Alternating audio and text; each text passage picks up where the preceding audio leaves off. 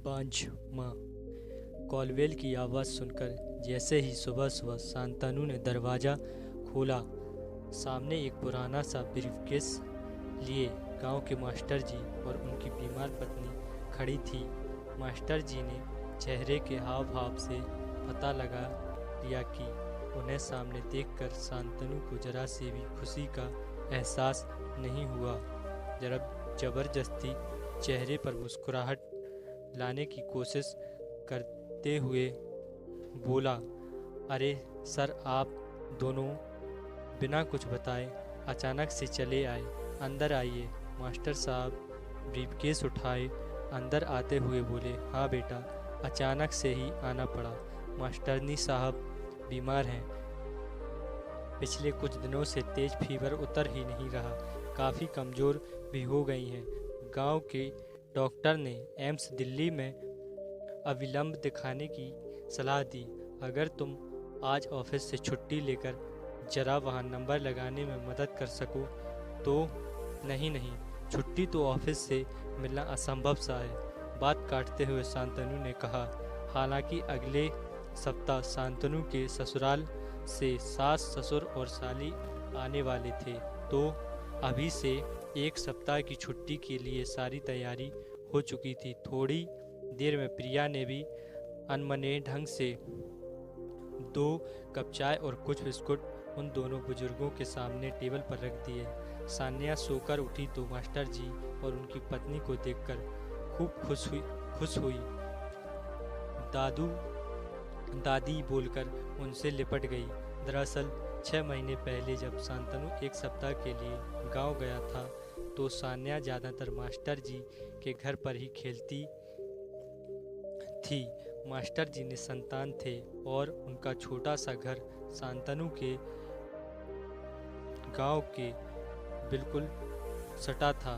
बूढ़े मास्टर साहब खूब सान्या के साथ खेलते और मास्टरनी साहिबा बूढ़ी होने के बावजूद दिन भर कुछ न कुछ बनाकर सान्या को खिलाती रहती थी। बच्चे के साथ वो दोनों भी बच्चे बन गए थे। गांव से दिल्ली वापस लौटते वक्त सान्या खूब रोई।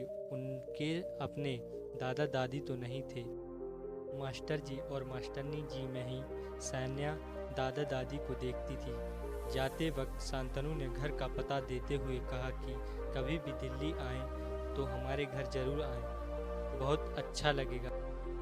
दोनों बुजुर्गों की आंखों से सान्या को जाते देख आंसू गिर रहे थे और जी भर भर कर आशीर्वाद दे रहे थे। कुल्ला करने जैसे ही मास्टर जी बेसिन के पास आए, प्रिया की आवाज़ सुनाई दी, क्या ज़रूरत थी तुम्हें इनको अपना पता देने की? दोपहर में मेरी सहेलियां आती हैं, उन्हें क्या जवाब दूंगी? और सान्या को अंदर ले आओ, कहीं बीमार बुढ़िया मास्टरनी की गोद में बीमार ना पड़ जाए। शांतनु ने कहा, मुझे क्या पता था कि सच में आ जाएंगे। रुको, किसी तरह इन्हें यहाँ से टरकाता हूँ। दोनों बुजुर्ग यात्रा से थके हारे और भूखे आए थे। सोचा था बड़े इत्मीनान से शांतनु के घर चलकर सबके साथ आराम से नाश्ता करेंगे। इस कारण उन्होंने कुछ खाया पिया भी ना था। आखिर बचपन में कितनी बार शांतनु ने भी तो हमारे घर खाना खाया है। उन्होंने जैसे अधिकार से उसे अपनी पसंद के घी के आलू पराठे खिलाते थे। इतना बड़ा आदमी बन जाने के बाद भी शांतनु उन्हें वैसे ही पराठे खिलाएगा।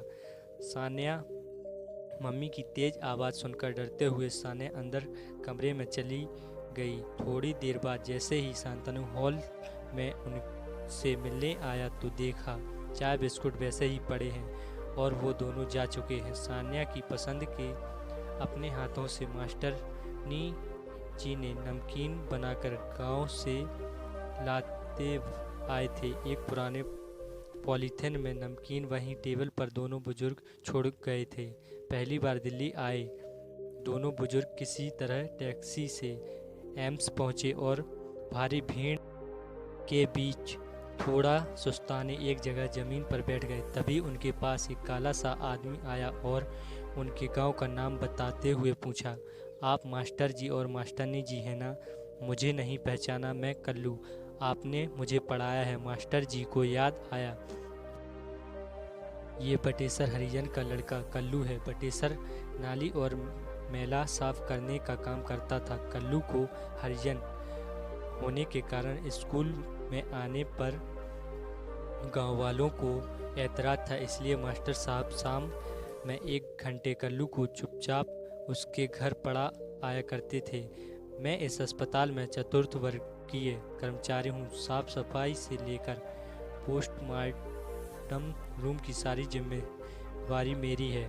फिर तुरंत उनका ब्रीफकेस सर पर उठाकर अपने एक रूम वाले छोटे से क्वार्टर में ले आया। रास्ते में अपने साथ काम करने वाले लड़कों को खुशी खुशी बता रहा था, मेरे रिश्तेदार आए हैं, मैं इन्हें घर पहुंचाकर अभी आता हूं। घर पहुंचते ही पत्नी को सारी बात बताई। पत्नी ने भी खुशी खुशी तुरंत दोनों के पैर छुए। फिर सब मिलकर एक साथ गरम गरम नाश्ता किए। फिर कल्लू की बीवी ने अपनी छोटी सी बेटी को मास्टरनी साहिब की गोद में बिठा दिया। बच्ची उन बुजुर्गों के साथ खेलने लगी। कल्लू बोला, आप लोग आराम करें, आज मैं जो कुछ भी हूँ आपकी बदौलत हूँ।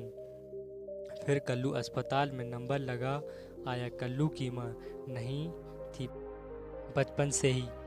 मास्टरनी साहब का नंबर आते ही कल्लू हाथ जोड़कर डॉक्टर से बोला, ज़रा अच्छे से इनका इलाज करना। डॉक्टर साहब, ये मेरी बूढ़ी माई है। सुनकर बूढ़ी माँ ने आशीर्वाद की झड़ियाँ लगाते हुए अपने कांपते हाथ कल्लू के सर पर रख दिए। वो बांझ औरत आज सचमुच माँ बन गई थी। उसे आज बेटा मिल गया था और उस बिन माँ के कल्लू को भी माँ मिल गई थी। हेलो दोस्तों, तो कैसी लगी आप सबको ये स्टोरी? अगर स्टोरी अच्छी लगी हो तो प्लीज़ चैनल को सब्सक्राइब करें और वीडियो को लाइक करें। Thank you.